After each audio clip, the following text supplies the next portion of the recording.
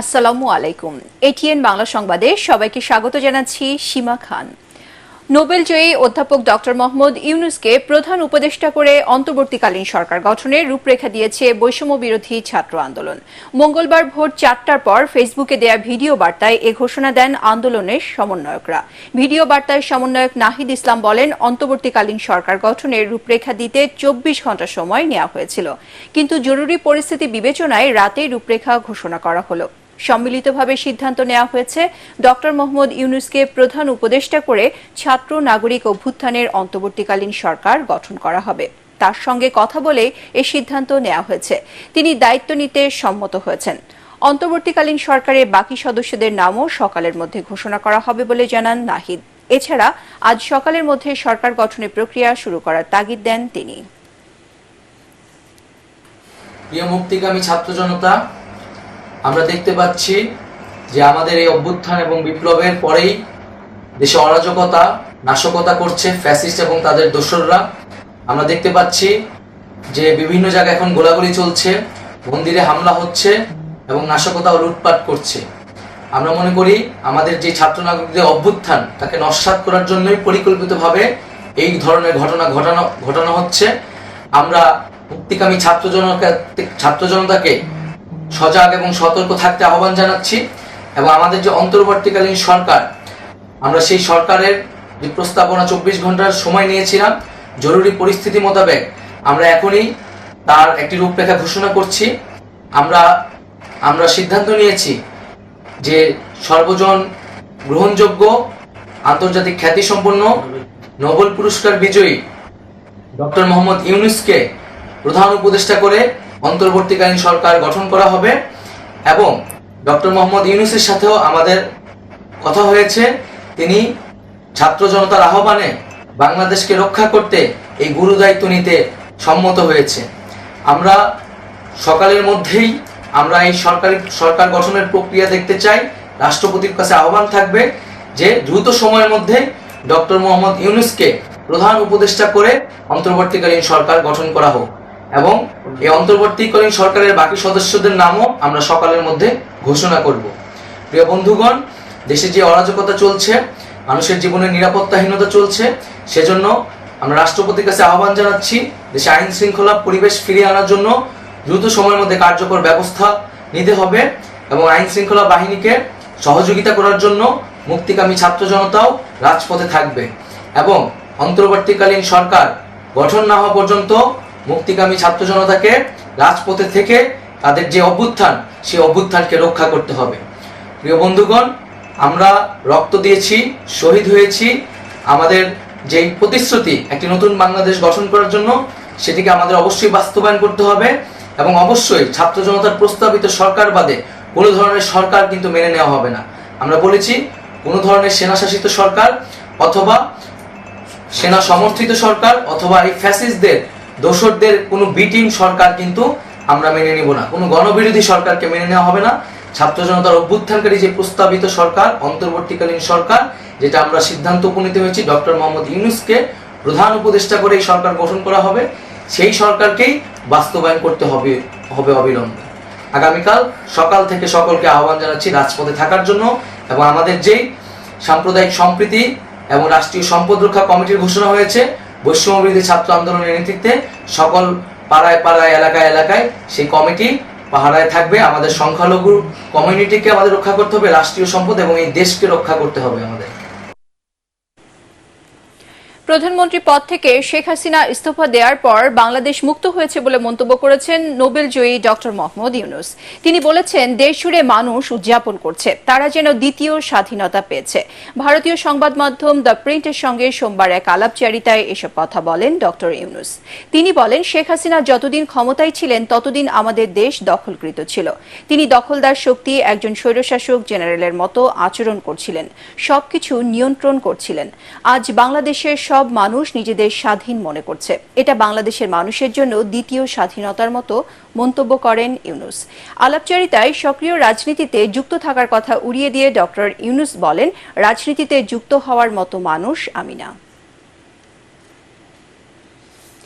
ক্ষমতাচ্যুত হয়ে শেখ হাসিনার দেশ ত্যাগের পর শুনশান হয়ে গেছে রাজধানীর মিন্টো রোড ও হেয়ার রোডের মন্ত্রীপাড়া। ওই এলাকার বাড়িগুলোতে এখন আছেন কেবল কর্মচারীরা।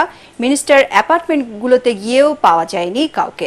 গতকাল দুপুরে শেখ হাসিনার দেশ ছেড়ে চলে যাওয়ার পরপরই মন্ত্রী প্রতিমন্ত্রীরাও তাদের সরকারি বাসা ছেড়ে পালিয়ে যান। সহকর্মী মুস্তাফিজুর রহমান জানাচ্ছেন সেখানকার সবশেষ খবর। এই মুহূর্তে আছি রাজধানীর হিয়া রোড থেকে।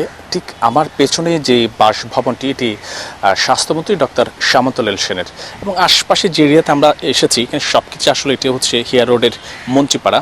আমরা আজকের দিনের বিভিন্ন জায়গায় গিয়েছি, এখানের কি সার্বিক অবস্থা, দেশের যে চলমান অদ্ভুত পরিস্থিতি আছে সেটি নিয়ে দেখার চেষ্টা করেছি। এবং আমরা এসে যেটি দেখতে পেলাম সেটা হচ্ছে পুরো মন্ত্রীপাড়াটা অন্যান্য দিন যেভাবে থাকে সেটি যেন আজকে মনে হলো অনেকটা শুনশান, কেউ কোনো অনেকটা জনমানব শূন্য। আমরা বিভিন্ন বাড়িগুলোর যে সার্বিক অবস্থা আছে সেটি দেখার চেষ্টা করেছি, এবং মন্ত্রী কোনো মন্ত্রীকে পাওয়া না গেলেও ওখানে যারা কর্মরত আছেন, যে স্টাফ মালি আছেন, তাদের সাথে কথা বলেছি। তারা বিভিন্নজন আসলে তারা বিভিন্নভাবে মন্তব্য করছেন। তারা বলছেন গতকালের যে ধরনের অদ্ভুত পরিস্থিতি ছিল, এখানেও হামলার ঘটনা ঘটেছে, বেশ কয়েকটি মন্ত্রীর বাসভবনে হামলার ঘটনা ঘটেছে, বেশ কিছু লুটপাটও হয়েছে বলে তারা এমনটাই দাবি করছেন। এবং মন্ত্রীদের যে চলে যাওয়ার ব্যাপারটা আসলে তারা বলছেন এই যে জোন আছে মন্ত্রীপাড়া, এখান থেকে অর্থাৎ গতকালকেই অধিকাংশ মন্ত্রী তারা ছাড়েন, অর্থাৎ সেটি অনেকটা দুপুরের পরে। এছাড়া আর কয়েকজন মন্ত্রীর ব্যাপারে তাদের যে দায়িত্বরত স্টাফরা আছেন, কর্মচারীরা আছেন, তারা বলছেন, যেমন কি যদি আমি সমাজ কল্যাণ মন্ত্রী দীপুমনির কথা বলি, ওনার এখানে দায়িত্বরত যারা আছেন তারা বলছেন সমাজ কল্যাণ মন্ত্রী বেশ কয়েকদিন ধরে কিন্তু তিনি তার বাসভবনে আসছেন না। সব মিলিয়ে বলা যায় এই মন্ত্রীপাড়া এখন অনেকটাই শুনশান, অনেকটা জনমানব শূন্য। অনতিবিলম্বে সংসদ বিলুপ্ত করে দ্রুত সময়ের মধ্যে নির্বাচন অনুষ্ঠানের কথা জানিয়েছেন রাষ্ট্রপতি মোহাম্মদ শাহাবুদ্দিন। সোমবার রাতে জাতির উদ্দেশ্যে দেয়া ভাষণে তিনি বলেন, দেশের সংবিধান অনুযায়ী অনতিবিলম্বে বর্তমান সংসদ বিলুপ্ত করা হবে। দেশের সকল অফিস আদালত আজ থেকে স্বাভাবিকভাবে চলবে বলে জানান রাষ্ট্রপতি। রাষ্ট্রপতি বলেন, একটি অন্তর্বর্তীকালীন সরকার গঠনের সিদ্ধান্ত নেওয়া হয়েছে। সকল দলের সাথে আলোচনা করে যত দ্রুত সম্ভব অন্তর্বর্তীকালীন সরকার গঠন করা হবে। সেই সরকার নির্বাচনের ব্যবস্থা করবে। এ সময় পারস্পরিক হিংসা বিদ্বেষ ভুলে ও প্রতিহিংসার ঊর্ধ্বে উঠে দেশকে এগিয়ে নিতে নিজ নিজ অবস্থান থেকে ভূমিকা রাখার জন্য দেশবাসীর প্রতি অনুরোধ জানান রাষ্ট্রপতি। এর আগে রাষ্ট্রপতির সাথে কথা বলতে সন্ধ্যায় বঙ্গভবনে যান সেনাপ্রধান জেনারেল ওয়াকারুজ্জামান। তার সাথে হাজার হাজার উৎফুল্ল ছাত্র জনতাও বঙ্গভবন অভিমুখে যায়।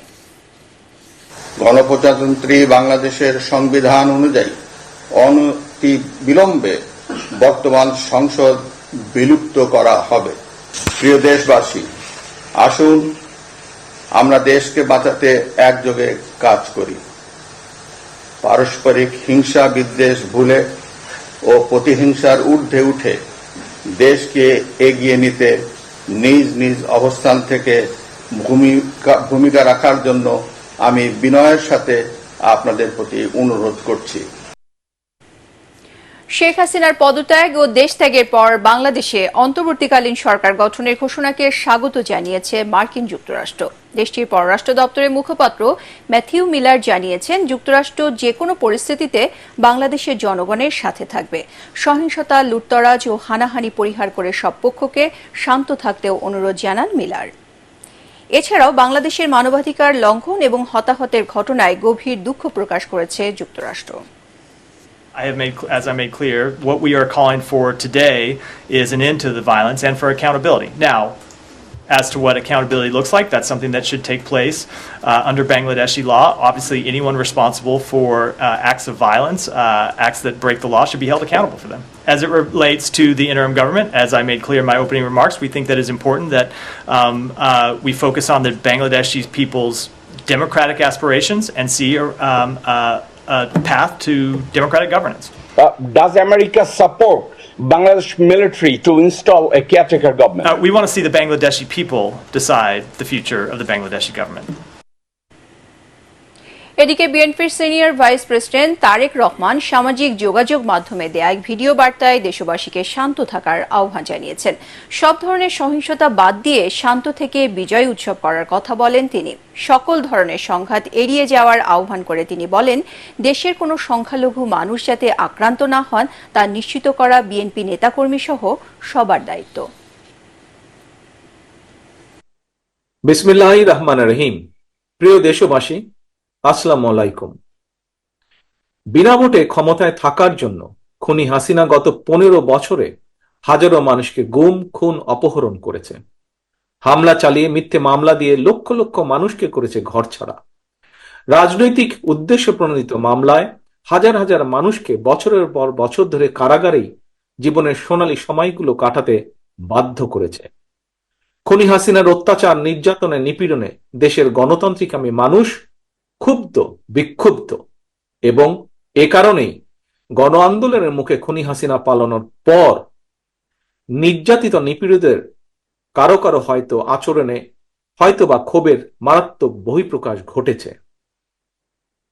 প্রিয় দেশবাসী, গণহত্যাকারী খুনি হাসিনা পদত্যাগ করে পালানোর পর আমি তাৎক্ষণিকভাবে দেওয়া একটি বক্তব্যে সবার কাছে আহ্বান জানিয়ে বলেছিলাম, বিজয়ের কাছে পরাজিতরা নিরাপদ থাকলে বিজয়ের আনন্দ মহিমান্বিত হয়। তবে আমি খবর পেয়েছি দেশের কোনো কোনো জায়গায় কিছু কিছু অনাকাঙ্ক্ষিত ঘটনা ঘটেছে। এ প্রসঙ্গে আমি আবারও আপনাদের কাছে বিনীত আহ্বান রেখে বলতে চাই, ধর্মীয় কিংবা রাজনৈতিক কারণে কোনো ব্যক্তি বা গোষ্ঠীর প্রতি প্রতিশোধ কিংবা প্রতিহিংসা পরায়ণ হবেন না। বিশেষ করে সংখ্যালঘু জনগোষ্ঠী কোনোভাবেই যেন হেনস্থার শিকার না হন, সেটি নিশ্চিত করা আপনার আমাদের সবার দায়িত্ব। কোন ধর্মীয় উপাসনালয় ক্ষোভের বহিঃপ্রকাশ ঘটাবেন না। খুনি হাসিনা তার দলীয় এবং ব্যক্তি স্বার্থে রাষ্ট্র এবং সমাজে মানুষে মানুষে ঘৃণা, হিংসা, বিভেদ ছড়িয়েছে। তবে আমার বক্তব্য স্পষ্ট, কাউকে সংখ্যালঘু হিসাবে বিবেচনা করার প্রয়োজন নেই। বাংলাদেশে মুসলমান, হিন্দু, বৌদ্ধ, খ্রিস্টান, বিশ্বাসী কিংবা অবিশ্বাসী কেউ সংখ্যালঘু নন, বরং আমাদের একটি পরিচয়, আমরা সকলে বাংলাদেশী। সুতরাং ব্যক্তি হিসাবে কারো প্রতি কোনো ক্ষোভ থাকলে প্রয়োজনে আইনগত পদক্ষেপ নিন, কিন্তু দয়া করে আপনারা কেউ নিজ হাতে আইন তুলে নেবেন না। অন্যকে নিরাপদ রাখুন, নিজেকেও নিরাপদ রাখুন। নিজের মহত্ব দিয়ে প্রমাণ করুন আপনি আওয়ামী লীগ নন, বরং আপনি একজন মানুষ। প্রিয় দেশবাসী, ভাই বোনেরা, আরেকটি বিষয়ে আমি আপনাদের দৃষ্টি আকর্ষণ করতে চাই। আইন শৃঙ্খলা বাহিনীর কোন কোন সদস্যের প্রতি কারো কোনো প্রতি ক্ষোভ থাকলেও নিজেরা প্রতিশোধ গ্রহণ করবেন না। আইন শৃঙ্খলা বাহিনী কিংবা জনপ্রশাসনের কেউ অন্যায় করে থাকলে রাষ্ট্রের প্রচলিত আইন অনুযায়ী তাদের বিরুদ্ধে ব্যবস্থা গ্রহণ করা হবে। দেশে কোনো সরকারি কিংবা বেসরকারি প্রতিষ্ঠান কিংবা বিদেশের দূতাবাসগুলো নিরাপদ রাখা আপনার, আমাদের সকলের কর্তব্য, সকলের দায়িত্ব। খুনি হাসিনা এতদিন এসব প্রতিষ্ঠান তার পারিবারিক প্রতিষ্ঠানের মতন ব্যবহার করলেও এগুলো জনগণের সম্পদ, এগুলো রাষ্ট্রীয় সম্পদ, কারো ব্যক্তিগত কোনো সম্পদ নয় এগুলো। প্রিয় ভাই বোনেরা, প্রিয় দেশবাসী, সবশেষে আমি আবারও আপনাদের কাছে বলবো, কোনো অপশক্তি যাতে ছাত্র জনতার সফল বিপ্লবকে লক্ষ্যচ্যুত করার সুযোগ নিতে না পারে, এই জন্য আমাদের প্রত্যেকটি গণতান্ত্রিকামী প্রত্যেকটি মানুষকে অত্যন্ত সতর্ক এবং সজাগ থাকতে হবে। এটি এই মুহূর্তে বিএনপি সহ বাংলাদেশের পক্ষের প্রতিটি রাজনৈতিক দলের নেতা, কর্মী, সমর্থক, শুভাকাঙ্ক্ষীদের প্রতি আমার বিশেষ আহ্বান। আল্লাহ হাফেজ। বাংলাদেশ জিন্দাবাদ। বাংলাদেশ জাতীয়তাবাদী দল জিন্দাবাদ। দেশবাসীকে শান্ত থাকার আহ্বান জানিয়েছেন বিএনপি মহাসচিব মির্জা ফখরুল ইসলাম আলমগীর। নয়াপল্টনে বিএনপির কেন্দ্রীয় কার্যালয়ে কিছুক্ষণ আগে এক সংবাদ সম্মেলনে তিনি জানান, নজিরবিহীন আন্দোলন ও ত্যাগে দেশ রাহুমুক্ত হয়েছে। এ অবস্থায় বেগম খালেদা জিয়া সবাইকে ধৈর্য ধরার অনুরোধ জানিয়েছেন। কোনো সহিংসতায় জনতার বিজয় যাতে কেউ ছিনিয়ে নিতে না পারে সেজন্য সবাইকে সজাগ থাকার অনুরোধও জানান তিনি। শেখ হাসিনা পদত্যাগ করে পালিয়ে গেছে, সেই কারণে এখন শেখ হাসিনার ক্যাবিনেট পুরোপুরিভাবে আপনার বিলুপ্ত হয়ে গেছে এবং এই সংসদের যেটা একটা দামি সংসদ, যারা বিনা ভোটে নির্বাচিত, তারও কোনো এখন এই মুহূর্তে কোনো কার্যকারিতা নেই। রাষ্ট্রপতির কাছে আহ্বান জানাচ্ছি, কাল বিলম্ব না করে আপনি আজকে এর মধ্যেই 24 ঘন্টা প্রায় হয়ে যাচ্ছে, দুটার মধ্যেই আপনি দয়া করে এটাকে অবিলম্বে এই পার্লামেন্টকে ভেঙে দিয়ে আপনার এটা অন্তর্বর্তীকালীন নিরপেক্ষ সরকার গঠন করুন। অন্যথায় দেশে আবার রাজনৈতিক শূন্যতা দেখা দিতে পারে। বিভিন্ন প্রতিষ্ঠানে প্রতিশোধমূলকভাবে অগ্নিসংযোগ করছেন, লুটপাট করছেন, বাড়িঘরে হামলা করছেন। এটা দয়া করে অবিলম্বে এই মুহূর্ত থেকে বন্ধ করুন। যারা এটা করছেন তারা কেউ এই আন্দোলনের শরীক, আন্দোলনের লোক নন, তারা সবাই কিন্তু আপনার যারা আন্দোলনের বিরোধিতা করেছে তারা এবং তাদের লোকেরাই করছে। আপনাদের মাধ্যমে সারা দেশবাসীর কাছে অনুরোধ জানাচ্ছি, সেই সঙ্গে আমাদের দলের সকল নেতা কর্মীদেরকে আমি অনুরোধ করব যে তারা এই ব্যাপারে অত্যন্ত দৃঢ়তার সঙ্গে এদের বিরুদ্ধে প্রতিরোধ করে তুলে সমস্তকে একটা ঠান্ডা অবস্থায় তৈরি নিয়ে আসা করার জন্য যে ব্যবস্থা করে। পদত্যাগ করে শেখ হাসিনা ভারতে চলে গেছেন। তিনি বর্তমানে নয়াদিল্লির কাছে হিন্ডন এয়ারবেসে রয়েছেন বলে জানিয়েছে ভারতের বিভিন্ন গণমাধ্যম। সোমবার দুপুরের দিকে তিনি সশস্ত্র বাহিনীর পাহারায় হেলিকপ্টারে গণভবন থেকে বের হন। এরপর হেলিকপ্টারে দেশ ছেড়ে প্রথমে আগরতলায় পৌঁছান, পরে সেখান থেকে বিমানে উত্তরপ্রদেশের গাজিয়াবাদ হিন্ডন এয়ারবেসে নামেন। ভারতীয় সংবাদ সংস্থা ANI জানিয়েছে সেখানে তার সঙ্গে কথা হয় ভারতের নিরাপত্তা উপদেষ্টা অজিত দোভালের। সঙ্গে ছিলেন আরও সামরিক কর্মকর্তারাও। ভারতীয় বিমান বাহিনী এবং অন্যান্য নিরাপত্তা সংস্থাগুলোকে শেখ হাসিনার নিরাপত্তায় মোতায়েন করা হয়েছে বলে জানিয়েছে। বাংলাদেশ ছেড়ে লন্ডনে যেতে চাইলেও যুক্তরাজ্য থেকে এখনও সবুজ সংকেত মেলেনি। এদিকে সামাজিক যোগাযোগ মাধ্যমে শেখ হাসিনা আর কখনোই রাজনীতিতে ফিরবেন না বলে জানিয়েছেন তার ছেলে সজীব ওয়াজেদ জয়। রাজধানীতে প্রধানমন্ত্রীর সরকারি বাসভবন গণভবন এখন যেন ধ্বংসস্তূপ। গতকাল শেখ হাসিনা হেলিকপ্টারে ওই ভবন ছেড়ে চলে যাবার পর আজও তা জনতার দখলে। সকাল থেকে হাজার হাজার মানুষ তা দেখতে ভিড় করছেন। সকালে গণভবন ঘুরে আরও জানাচ্ছেন আমাদের বিশেষ প্রতিনিধি কেরামতুল্লাহ বিপ্লব। গতকাল দিন থেকেই গণভবনের চারপাশ ঘিরে হাজারো মানুষের ভিড় ছিল। রাজধানীর এ প্রান্ত থেকে ও প্রান্ত পর্যন্ত যেখান থেকেই যে পেরেছেন ছুটে এসেছেন প্রধানমন্ত্রীর সরকারি এই বাসভবনের দিকে।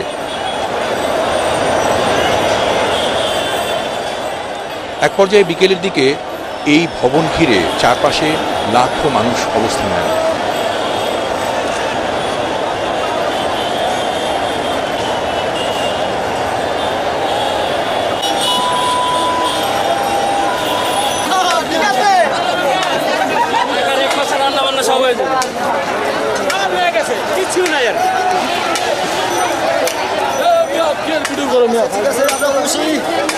কেউ কেউ ভিতরে ঢুকে পড়েন এবং বিভিন্নভাবে এই গণভবনের গাড়িতে, গাছপালায় নানাভাবে আঘাত করা হয়।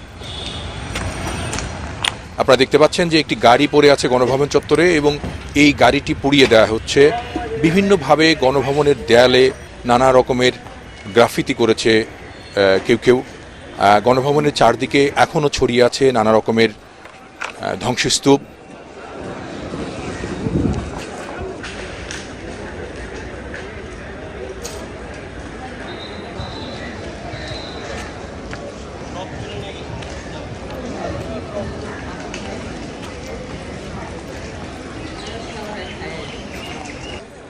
কোনো কামরাই আর অক্ষত নেই। গণভবনের ভেতরে সকাল থেকেই অনেকে ঢুকেছেন, কেউ কেউ ঘুরে ঘুরে দেখছেন, মোবাইল ফোনে লাইভ করছেন, কেউ কেউ বাচ্চা নিয়ে এসছেন, আশেপাশের বাসা থেকে অনেক নারীরা এখানে এসছেন। সেখানে গণভবনে প্রধানমন্ত্রীর রান্নাঘর, শোবার ঘর, বারান্দা এবং সব জায়গাগুলো তারা ঘুরে ঘুরে দেখছিলেন, আমরা দেখলাম।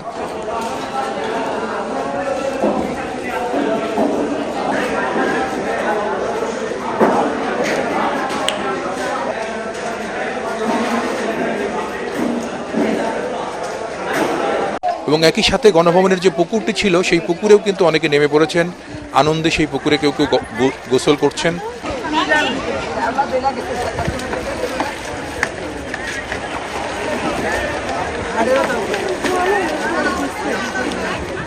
এই গণভবনের বিভিন্ন আসবাবপত্র বাইরে নিয়ে আসা হয়েছে এবং প্রাচীরগুলো ভাঙা ছিল, সেই প্রাচীর দিয়েও কিন্তু অনেকে সেখানে ঢুকছিলেন।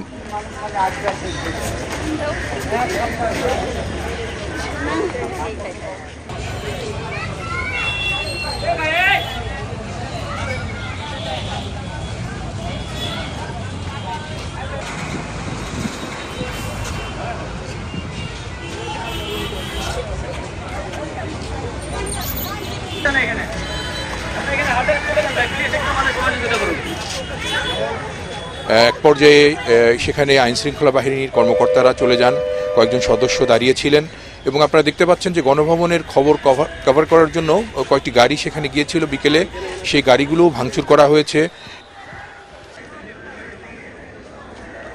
এবং আসবাবপত্রগুলো ভেঙে চুরে গণভবনের গেটের সামনে এবং দেয়াল ভেঙে তার সামনেও এনে রাখা হয়েছে অনেক কিছু।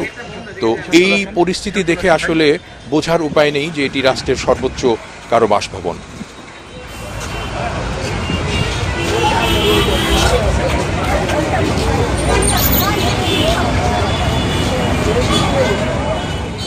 বাংলাদেশের প্রধানমন্ত্রীর অফিসিয়াল বাসভবন যেটি গণভবন, তার সামনে আমি দাঁড়িয়ে রয়েছি।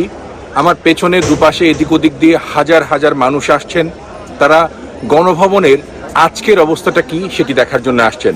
আপনারা সবাই জানেন এই বাসায় থাকা বাংলাদেশের সাবেক প্রধানমন্ত্রী তিনি গতকাল সকালের দিকে পালিয়ে গেছেন এই বাসা থেকে এবং তার চলে যাবার পর লক্ষ মানুষ, হাজারো মানুষ এই ভবনে ঢুকে তাদের অস্তিত্বের জানান দিয়েছেন।